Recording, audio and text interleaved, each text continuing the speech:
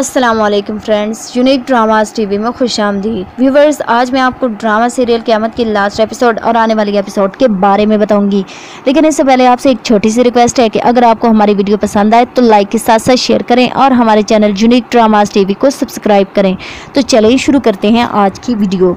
Viewers, जैसे कि last episode में आपने देखा, नरगिस बेगम हर मुमकिन तरीके से इफ़रा को नीचा दिखाने की कोशिश करती हैं, लेकिन इफ़रा नरगिस बेगम की चालों को खूब समझती है।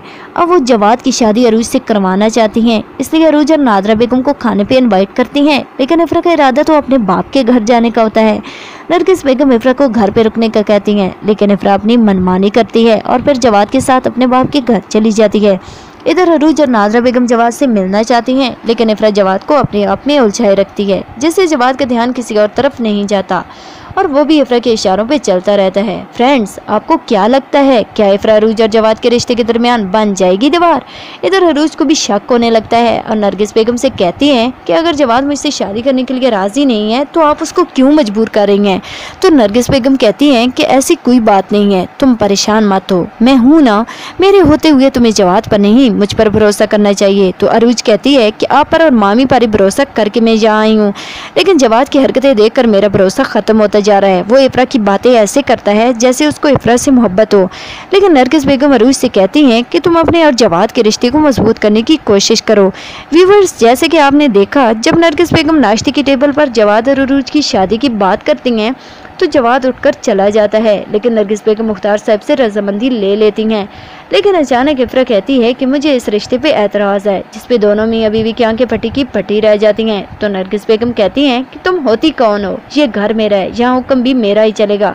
तो मुख्तार साहब तहम्मुल से इफ़रा से पूछते हैं कि बेटा आपको क्यों एतराज़? जिस पे इफ़रा कहती है कि एतराज़ मुझे जवाद की शादी पे नहीं बल्कि जवाद के इस घर में रहने पे है। या तो जवाद इस घर से चला जाए या फिर मैं अपनी बेटी को लेकर यहाँ से चली जाऊंगी। दोस्तों, नरगिस बेगम अपने बेटे जवाद को आड़े हाथों लेती हैं और इससे कहती हैं कि इफ़रा से दूर रहा करो, वो तुम्हारी भाभी है, लेकिन तुम्हारी साबका मंगेतर भी रह चुकी है और अरूज के दिल में शक पैदा हो सकता है। जिस पे जवाद कहता है कि अगर अरूज के दिल में शक पैदा हो रहा है तो ये मेरा हेडेक नहीं है। इधर जब राशिद घर वापस आता है तो नरगिस बेगम राशिद से कहती हैं कि हो क्या गया है, क्यों तुम इतने बुज़दिल हो गए हो? माना कि तुमसे गलती हो गई है, लेकिन क्या अब तुम डर डर कर जिंदगी गुजारोगे? तुम्हें नहीं पता इफ़रा हमारे साथ क्या क्या कर रही है? जिस पे राशिद हैरान होकर पूछता है कि अब क्या किया उसने? तो नरगिस बेगम राशिद को सारा किस्सा सुना देती हैं और कहती हैं कि भाभीियों की ये तौर तरीके नहीं होते। जवाद बेचारा तो कुछ बोलने के लायक ही नहीं रहा। जिस पे राशिद गुस्से में वहाँ से चला आता है और इफ़रा से कहता है कि जवाद जो कि तुम्हारा एक्स मंगेतर भी रह चुका है, फिर उसके साथ फ्री होने का मतलब, जबकि तुम जानती हो वो मेरा भाई है। लेकिन इफ़रा सारा मलबा जवाद पे गिरा देती है और राशिद से कहती है कि सारा कसूर जवाद का है और अगर तुम्हें हिम्मत है तो जवाद को इस घर से निकाल दो। लेकिन राशिद कहता है कि जवाद को नहीं बल्कि तुम्हें धक्के देकर निकालूंगा और पाँव पटक कर वहाँ से चला जाता है। दोस्तों, इफ़रा दरअसल अपनी बहन समरा बदला लेना चाहती है राशिद से, इसलिए उसको जिद करने का कोई मौका भी हाथ से जाने नहीं देती। इधर मुख्तार साहब से कहती है कि ताई जान मुझ पर शक करती हैं जवाद के हवाले से, जिस पे ताया जान नरगिस बेगम को खूब डांटते हैं और इफ़रा नरगिस बेगम को फातिहाना नज़रों से मुस्कुराती हुई देखती रहती है। इधर नादरा बेगम तैयार होकर इफ़रा के बाप फयाज की तरफ चली जाती है और वहाँ जाकर इफ़रा के बाप से कहती है कि तुम्हें दूसरी शादी कर लेनी चाहिए ताकि बुढ़ापे में कोई तुम्हारा सहारा बन सके, क्योंकि औरत के बगैर घर बिल्कुल वीरान होता है और दीवारें काट खाने को दौड़ती हैं। अगर तुम चाहो तो मैं तुम्हारे लिए रिश्ता ढूंढ सकती हूँ। नाजरीन, जैसे कि आप जानते हैं कि नादरा बेगम खुद फयाज से शादी करना चाहती हैं, इसलिए फयाज साहब को मशवरा देती हैं कि आपको किसी बड़ी उम्र की बेवा से शादी कर लेनी चाहिए, क्योंकि आप रोज़ रोज़ तो इफ़रा अपने घर को छोड़कर नहीं आ सकती। इसलिए कसम ले लो फयाज, तुम्हें मुझसे बेहतर कोई नहीं समझ सकता, हम दोनों एक ही राह के मुसाफिर हैं। जिस पे इफ़रा का बाप चौंक जाता है और कहता है मैंने इस बारे में अभी कुछ नहीं सोचा। इधर जवाद और अरूज बाहर खाना खाने जाते हैं तो अरूज जवाद से कहती है कि तुम्हारी सोचों में मेरे लिए कोई जगह नहीं है, मैं हर वक्त अपने रिलेशन और फ्यूचर के बारे में सोचती रहती हूँ, लेकिन आपके पास मेरे लिए कोई टाइम नहीं है, लगता है आप किसी और फेज़ में हैं। जिस पे जवाद कहता है कि आप बिल्कुल ठीक कह रही हैं, क्योंकि सबसे बड़ी वजह ये है कि मेरे पास कोई जॉब नहीं है और फिर कुछ घरेलू मामलात भी हैं और हमारे माली मामलात भी इतने अच्छे नहीं हैं, क्योंकि सब कुछ फयाज अंकल को मिल गया है और ये सारी प्रॉपर्टी हमेशा से फयाज अंकल की थी और मैं तुम्हें अंधेरे में नहीं रखना चाहता। इसलिए तुम वापस चली जाओ। जिस पे अरूज कहती है कि मैं दोबारा सोचूंगी और नादरा मामी से मशवरा करूंगी। घर वापस आकर अरूज मामी से कहती है कि आपने मुझे पहले क्यों नहीं बताया कि जवाद के पास कोई बैंक बैलेंस नहीं है, जो कुछ भी है फयाज अंकल का है। जिस पे नादरा मामी गुस्से से कहती हैं कि तुम जैसी तलाक याफ्ता और एक बच्ची की माँ के लिए जवाद से बेहतर और कोई रिश्ता हो ही नहीं सकता। तुम बिल्कुल अपनी माँ की तरह एहसान फरामोश हो।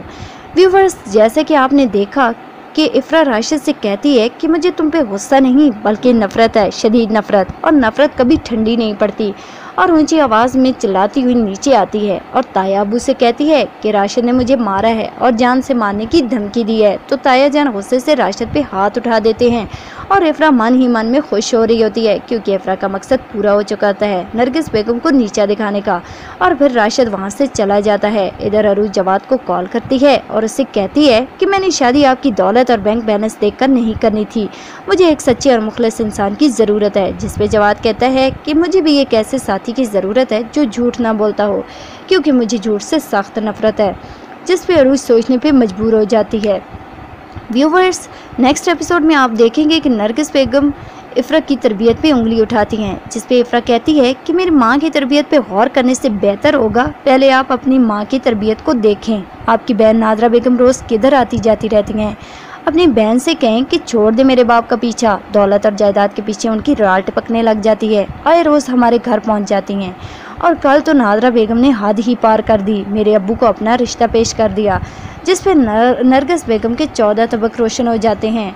और फिर वो नादरा बेगम के पास जाती हैं और उससे कहती हैं कि ये सब इफ्रा की चाल है, वो तुम्हें और मुझे जलील करना चाहती हैं।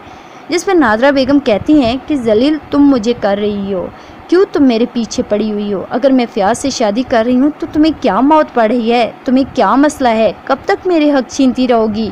अब बस कर दो, खुदा का वास्ता है, क्यों तुम मुझसे इतनी नफरत करती हो? जिस पे नरगिस बेगम दिल बर्दाश्ता हो जाती हैं और जाते हुए नरगिस बेगम से कहती हैं कि अगर तुमने फयाज से निकाह किया तो मेरी तरफ से अरूज और जवाद का रिश्ता ख़त्म समझो।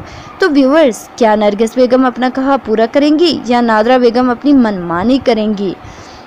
और इधर आपने देखा कि मुख्तार साहब राशिद पे जब हाथ उठा देते हैं और उससे कहते हैं कि इफ्रा से माफ़ी मांगो, लेकिन वो माफ़ी मांगने के लिए तैयार ही नहीं होता। जवाद ने भी उसको समझाने की बहुत कोशिश की, लेकिन वो अनसुनी करते हुए वहाँ से चला जाता है। और मुख्तार साहब भी सोचने पे मजबूर हो जाते हैं कि राशिद को अब अपने रवैयों और सोच में तब्दीली लानी ही होगी।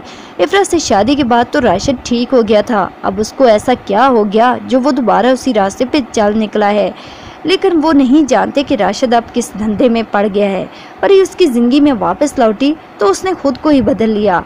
अब इफ्रा की भी बर्दाश्त ख़त्म होती जा रही है, ख़ास तौर पर तब जब उसको पता चलेगा कि उसने उसकी बहन समरा का कत्ल किया। अब बदला तो लेना ही है। एक रात जब राशिद घर से बाहर होता है तो उसने परी और उसके दोस्त को देख लिया जिसे उसकी हाथापाई हुई थी। वो तो वहाँ से चला गया, लेकिन थोड़ी देर बाद कुछ लोग वहाँ आते हैं और उससे सामान छीनने की कोशिश करते हैं और उसको गोली मार देते हैं।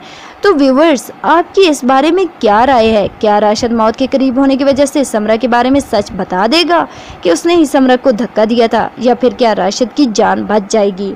अपने कीमती राय से हमें ज़रूर आगाह करें।